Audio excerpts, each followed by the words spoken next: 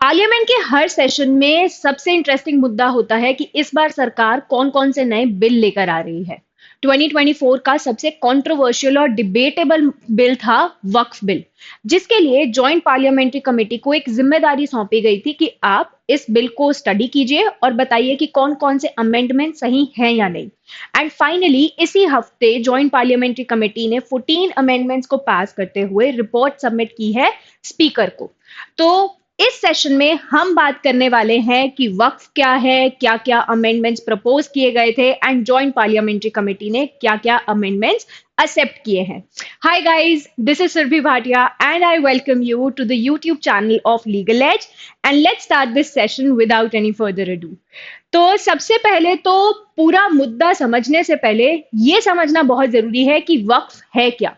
तो वक्फ एक तरीके से कोई भी प्रॉपर्टी है, कोई भी मूवेबल प्रॉपर्टी, कोई भी इमूवेबल प्रॉपर्टी, मतलब कोई जमीन, कोई बिल्डिंग, कुछ भी जो मुस्लिम्स डोनेट करते हैं किसी भी एक चैरिटेबल, रिलीजियस या एक ऐसे पर्पस के लिए जिससे लोगों का भला हो सके, वो होती है वक्फ।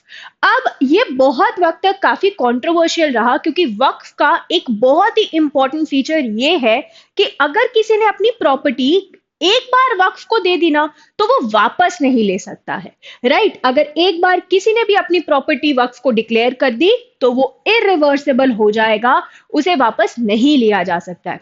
और वक्फ में हम प्रॉपर्टी दे सकते हैं किसी भी तरीके से। वो हो सकता है चाहे मैं प्रॉपर रिटन पेपर्स, मतलब प्रॉपर डॉक्यूमेंटेशन के साथ करूं, चाहे मैंने अगर मतलब किसी भी एक पर्सन ने अगर से बोल दिया कि मैं ये प्रॉपर्टी वक्फ को देना चाहता हूं तो वो भी काफी है। तो किसी भी तरीके से लिखकर लीगल इंस्ट्रूमेंट के अकॉर्डिंग ओरली डिक्लेयर किया जा सकता है कि आप उस प्रॉपर्टी को वक्फ को दे रहे हैं। वो पर्सन जो प्रॉपर्टी वक्फ को देता है उसे बोला जाता है वाकिफ। वाकिफ वो पर्सन है जो अपनी प्रॉपर्टी वक्फ को एक तरीके से डोनेट कर रहा है। अब वो प्रॉपर्टी एक्चुअली जाती है अल्लाह के नाम पर या फिर ऑलमाइटी के नाम पर, ठीक है। बट उस प्रॉपर्टी को manage, suppose this is the property, ठीक है, पर्सन ए ने इस प्रॉपर्टी को डोनेट किया तो पर्सन ए कौन हो गया? वाकिफ हो गया, ठीक है। और ये प्रॉपर्टी अब जा किसके नाम पर रही है? लेट्स से गॉड, क्योंकि अल्टीमेटली इस प्रॉपर्टी से जो भी पैसा आएगा, जिस भी चीज के लिए प्रॉपर्टी यूज की जाएगी, वो लोगों के भले के लिए होगा। पर इस प्रॉपर्टी को मैनेज करने वाले पर्सन को बोला जाता है मुतावली, ठीक है। अब बहुत वक्त तक वक्फ के लिए कोई भी कानून नहीं था और अगर हम आज डेटा को स्टडी करें तो रेलवेज और आर्म्ड फोर्सेस के बाद वक्फ बोर्ड के पास ही सबसे ज्यादा लैंड है, ऑलमोस्ट 1.94 लाख करोड़ के अराउंड है, ठीक है। तो यहां पर वक्फ बोर्ड को इस्टेब्लिश किया गया ताकि इन सब चीजों को हैंडल किया जा सके, वक्फ प्रॉपर्टी को हैंडल किया जा सके। अब यहां भी काफी सारी कंट्रोवर्सीज आने लगी क्योंकि वक्फ बोर्ड एक तो स्टेट लेवल पर भी रहता है, सेंट्रल लेवल पे भी रहता है। पर यहां पर कभी भी किसी भी प्रॉपर्टी को वक्फ के तौर पर डिक्लेयर कर दिया जाता था, इसे मान लिया जाता था कि बहुत टाइम से इसी चीज के लिए यूज हो रही है तो ये तो अब वक्फ की प्रॉपर्टी है, वक्फ बोर्ड की प्रॉपर्टी है। तो यहाँ इन सब कंट्रोवर्सीज के चलते 2024 में एक बिल ले डाउन किया गया कि 1995 का जो हमारा एक्ट है ना उसमें अमेंडमेंट्स लाई जाए। एंड इस बिल को इंट्रोड्यूस किया, कमेंट सेक्शन में बताना किसने, ठीक है। अब जब बिल इंट्रोड्यूस हुआ तो काफी सारी यहां पर कंट्रोवर्सीज आई, डिबेट्स आई कि ये तो माइनॉरिटी के राइट्स के अगेंस्ट है, मुस्लिम्स के राइट्स के अगेंस्ट है। तो यहां पर जो हमारी सेंट्रल गवर्नमेंट है उसने इस बिल को स्टडी करने के लिए सौंपा जॉइंट पार्लियामेंट्री कमेटी को। अब जॉइंट पार्लियामेंट्री कमेटी को यह सौंपा गया था 8 अगस्त 2024 को, ठीक है, ताकि वो पूरे बिल को स्टडी कर सके। इसमें 30 मेंबर्स थे अब इसमें ऑपोजिशन के भी मेंबर्स थे, बीजेपी के भी मेंबर्स थे, ठीक है, इंडिपेंडेंट मेंबर्स भी थे, तो टोटल 30 मेंबर्स थे। और इस जो कमेटी है उसको हेड कर रहे थे जगदम्बिका पाल। अब इस कमेटी ने बहुत सारी स्टेट्स में ट्रैवल किया, बहुत सारे लोगों से मिले, बहुत सारे रिटायर्ड जजेस से मिले, ताकि जितने भी अमेंडमेंट्स प्रपोज किए गए थे वक्फ बिल 1995 में, वक्फ बिल 1995 में ऑलमोस्ट 44 अमेंडमेंट्स प्रपोज किए गए थे। तो जो ये कमेटी है ये लोगों से मिली, बहुत जगह बहुत सारे स्टेट्स में उन्होंने ट्रैवल किया और clause by clause in 44 amendments को स्टडी किया, क्लॉज बाय क्लॉज इन चीजों को इवैल्यूएट किया। और अल्टीमेटली इन्होंने ऑन Jan 27, 2015 14 अमेंडमेंट्स पास की। ऑलमोस्ट यहाँ पर 26 मेंबर्स ने वोट किया था, तो 16:10 से हमारा जो मेजोरिटी है वो गया था, राइट। जिसपे भी काफी कंट्रोवर्सी हुई थी, क्योंकि जो ऑपोजिशन वाले हैं वो ये कह रहे हैं कि जितने भी अमेंडमेंट्स उन्होंने रखे थे जॉइंट पार्लियामेंट्री कमेटी के सामने वो उन्होंने बिल्कुल एक्सेप्ट नहीं किए हैं। यहाँ पर जो ये 14 अमेंडमेंट्स है ये सिर्फ वही एक्सेप्ट हुई है जो बीजेपी वाले चाहते थे। तो ये एक अपने आप में पॉलिटिकल कंट्रोवर्सी चल रही है, पॉलिटिकल डिबेट चल रहा है, ठीक है। अब जॉइंट पार्लियामेंट्री कमेटी ने जब ये रिपोर्ट अपनी बना दी, इस रिपोर्ट को ऐसा नहीं है कि सीधा के सीधा एक्सेप्ट कर लिया गया है, अब एज इट इज यही चेंजेस मान लिए जाएंगे, नहीं। जॉइंट पार्लियामेंट्री कमेटी को सिर्फ ये आप लोगों को जिम्मेदारी दी गई थी कि आप हमें ये बताइए क्या ये अमेंडमेंट सही है या नहीं। उन्होंने इन 14 अमेंडमेंट्स को एक ग्रीन फ्लैग दे दिया, ठीक है। कुछ चेंजेस भी यहां पर रेकमेंड किए इन अमेंडमेंट्स में, और ये जो रिपोर्ट है ये सबमिट की है लोकसभा स्पीकर को, ठीक है, जो करंटली है ओम बिरला। तो यहां पर लोकसभा स्पीकर को जब उन्होंने सबमिट कर दी, उसके बाद लोकसभा में इसके लिए प्रॉपर वोटिंग होगी, जिसका डे 31 जनवरी डिसाइड किया गया है कि 31 जनवरी को इसके लिए वोटिंग हो जाएगी बिफोर द दिल्ली इलेक्शंस। तो ये हमारा पूरा टाइमलाइन है कि जॉइंट पार्लियामेंट्री कमेटी के पास कब यहां पर पहुंची एंड कब यहां पर उन्होंने रिपोर्ट दी।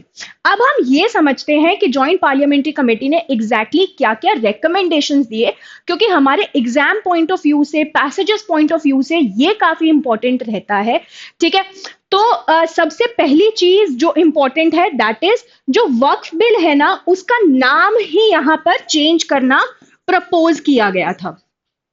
यहां पर यह बोला गया था कि वक्फ बिल को अब हम ऐसा ना बोलकर, मतलब वक्फ एक्ट को ऐसा ना बोलकर unified Waqf management empowerment efficiency and development act of 1995 कहकर बुलाएंगे। तो यहां पर इस नेम चेंज को जॉइंट पार्लियामेंट्री कमेटी ने ग्रीन फ्लैग दे दिया है कि हाँ आप नाम चेंज कर सकते हैं। उसके बाद एक बहुत ही इंपॉर्टेंट स्टेप लिया गया था थ्रू दिस बिल कि विमेन का भी रिप्रेजेंटेशन होना चाहिए वक्फ बोर्ड में। As I just told you कि स्टेट एंड सेंट्रल लेवल पे वक्फ बोर्ड होते हैं, बट उसमें विमेन का कोई भी रिप्रेजेंटेशन नहीं था। तो इस बिल के थ्रू एक स्टेप लिया गया कि विमेन का भी एक रोल होना चाहिए इन एडमिनिस्ट्रेटिव और एनी अदर कैपेसिटी। तो यहां पर जेपीसी ने भी ये चीज मानी है कि स्टेट और सेंट्रल दोनों में ही कंपलसरी होगा विमेन का representation, at least one women should be there in the Waqf board. उसके बाद जो ये हमारा कानून है, बेसिकली जो हमारा अमेंडमेंट के बाद जो भी चेंजेस आएंगे, बिल ये कह रहा था कि ये हमें रेट्रोस्पेक्टिव एप्लीकेशन होना चाहिए। रेट्रोस्पेक्टिव एप्लीकेशन होता है कि जिस तारीख को बिल पास हो रहा है, कानून बन रहा है, उससे पहले क्या वो कानून लागू होगा, उससे पहले जितनी भी प्रॉपर्टी वक्फ डिक्लेयर की जा चुकी हैं क्या उन पर भी ये कानून लागू होगा या नहीं होगा। तो बिल के तौर पे तो जितनी भी प्रॉपर्टी आज तक वक्फ डिक्लेयर हुई है, कानून से पहले कानून के बाद सब पे अप्लाई होगा। पर जेपीसी ने ये बोला कि अगर कोई प्रॉपर्टी रजिस्टर्ड प्रॉपर्टी है तो उस पर हमें जो हमारा नए वाला कानून है, जो चेंजेस हैं, उन्हें अप्लाई नहीं करना चाहिए, जो अपने आप में कंट्रोवर्सी है, क्योंकि ऑपोजिशन लीडर्स के according almost 90% of the Waqf property unregistered है। तो यहां पर सिर्फ ये एक पॉइंट डालने से हम कहीं ना कहीं शायद कियोस ना क्रिएट कर दे, ये उनका डर है। उसके बाद उन्होंने ये बोला कि वक्फ में प्रॉपर्टी एक पर्सन तभी डोनेट कर सकता है अगर वो इस्लाम को 5 साल से ज्यादा के लिए फॉलो कर रहे हैं। उसके बाद जो हमारा ट्राइब्यूनल है, मतलब कि प्रॉपर्टी वक्फ है या नहीं, अगर ये मुद्दा किसी भी ट्राइब्यूनल में जाता है, अभी तक उसका डिसीजन फाइनल होता था। पर अब अगर किसी भी पर्सन को उस डिसीजन से दिक्कत है, वो उस डिसीजन के साथ स्टैंड नहीं करता है, तो वो हाई कोर्ट में 90 दिन के अंदर अपील कर सकता है। अभी तक ये था जो कह दिया सो कह दिया, बट अब हाई कोर्ट में भी जाया जा सकता है, पर जिस दिन डिसीजन आया है उसके 90 दिन के अंदर हाई कोर्ट में जाना होगा अपील को लेके। मूविंग ऑन, अभी तक बिल के थ्रू ये बोला गया था कि जो भी डिसीजन है, एक्चुअली अभी जब तक डिस्प्यूट होता था कि ये प्रॉपर्टी वक्फ बोर्ड की है या नहीं, तो अभी तक वक्फ बोर्ड की ही चलती थी। बिल के थ्रू सरकार ये चाहती थी कि ये डिस्ट्रिक्ट कलेक्टर की जिम्मेदारी होनी चाहिए कि वो ये डिसाइड करे कि प्रॉपर्टी वक्फ की है या नहीं। पर जेपीसी ने ये बोला कि ये जिम्मेदारी स्टेट गवर्नमेंट के पास आनी चाहिए, ताकि वो एक अथॉरिटी को अपॉइंट करें जो कलेक्टर पोस्ट से ऊपर है, ठीक है, एटलीस्ट कलेक्टर पोस्ट के हैं, और वो अथॉरिटी डिसाइड करे कि प्रॉपर्टी वक्फ है या नहीं है। ये एक बहुत ही इंपॉर्टेंट स्टेप है कि कौन ये डिसाइड करेगा कि प्रॉपर्टी वक्फ प्रॉपर्टी है या नहीं। This was one of the important points. उसके बाद वक्फ प्रॉपर्टी, मतलब जब भी ये बिल लागू हो जाएगा, जब ये कानून बन जाएगा, तो ये बोला गया था कि विद इन 6 महीने आपको प्रॉपर्टी को रजिस्टर करवाना होगा एज वक्फ। पर जो ये विद इन 6 महीने, तो बिल के अकॉर्डिंग ये बहुत ही स्ट्रिक्ट टाइमलाइन थी कि 6 महीने मतलब 6 महीने। बट जेपीसी ने ये माना कि कभी कभी ऐसी सिचुएशंस होती हैं कि 6 महीने में पॉसिबल नहीं हो पाता, तो उस वक्त के लिए यहाँ पर केस बाय केस हम उस चीज को रिलैक्स कर सकते हैं। ऐसा जरूरी नहीं है, 6 महीने डेफिनेटली एक लिमिट होनी चाहिए, बट बिल्कुल स्ट्रिक्ट नहीं, हम इसे ईज डाउन कर सकते हैं।